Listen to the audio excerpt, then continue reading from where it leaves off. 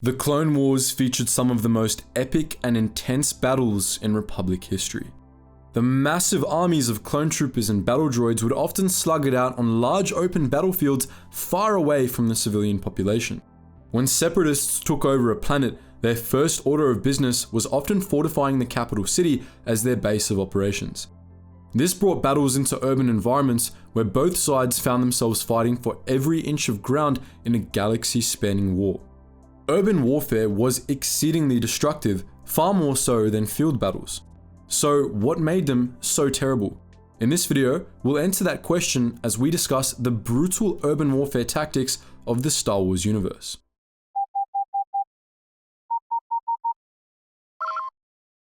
Attention, Sergeant on deck! Similar to our world, urban warfare in the Star Wars universe was one of the most difficult forms of war. Fighting in these environments stripped armor, artillery, and air support of their usefulness. Tanks and troops were forced into narrow streets which could easily turn into kill zones for the defenders. Tall buildings granted the defenders the cover and the high ground, allowing them to use portable rocket launchers and snipers to devastating effect. Soldiers never knew what could be waiting for them around the corner. Artillery was usually restricted to lessen civilian casualties, and anti-aircraft defenses were often set up all over the city, making it nearly impossible to land troops. It was much more time-consuming and costly to retake a well-defended city than to engage in open combat. Tactics were also more complicated, as generals and ground forces had to contend with 3 dimensions of combat. Imagine open combat as a 2D chessboard, where you can see all your units, while urban combat was like you were playing 3D chess, where the enemy could be right on top of you. Many cities had tunnels that the defenders could use to move forces covertly, or which the attackers could use to infiltrate the city undetected. What made urban warfare even more complicated was the presence of non-combatant civilians and infrastructure. Cities were people's homes, and destroying them meant that the attackers would need to waste resources rebuilding them later on. This is why the Republic couldn't just carpet bomb an entire city. Good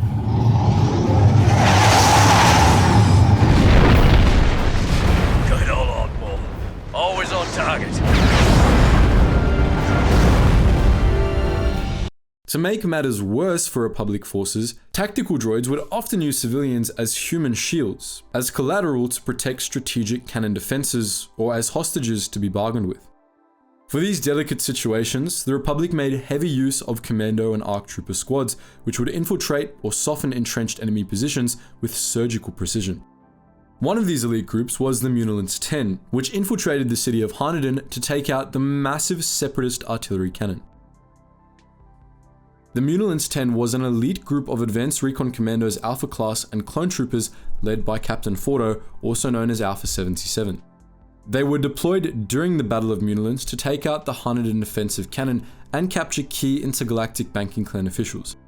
While the rest of the Republic forces distracted the CIS droid armies outside of the city, the Muunilist 10 flew in with a modified LAAT gunship equipped with a jammer to prevent early detection. They entered the city, but were spotted by a B-1 series battle droid with a portable rocket launcher.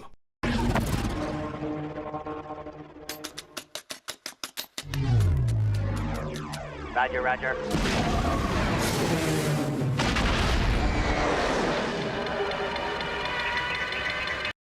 Again, this is why urban warfare was so much more difficult. The clones couldn't see the droid until it was too late. Their gunship crashed, and while the troopers got out unharmed, they were then ambushed with sniper fire from all directions. This would have been a nightmare scenario for any infantry unit in an urban environment. Thinking quickly, Fordo ordered one of the clones to scan for the droid's locations, and once they were marked, an ARC trooper equipped with a PLX-1 rocket launcher destroyed the sniper positions.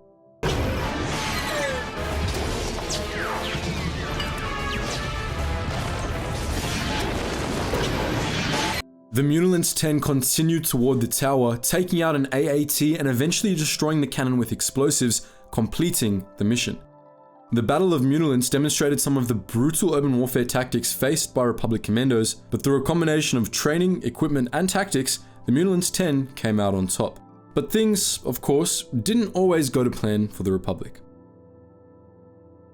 During the campaign on Christopsis, Jedi Generals Anakin Skywalker and Obi-Wan Kenobi planned to set up an ambush on the north and south towers in Crystal City. Unfortunately, their location was betrayed by Sergeant Slick, and as the droid battalion advanced, it split up, breached the south tower, and surrounded the Republic forces, quickly gunning down some very surprised clones. Obi-Wan reacted quickly, with him and his clones engaging the B-1s in close quarter, flesh-on-metal combat.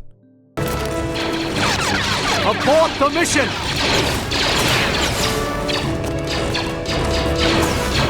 Our position's been compromised.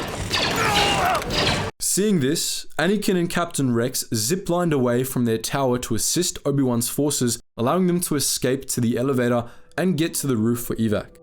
This scenario illustrates what Republic forces had to go through when fighting in urban environments.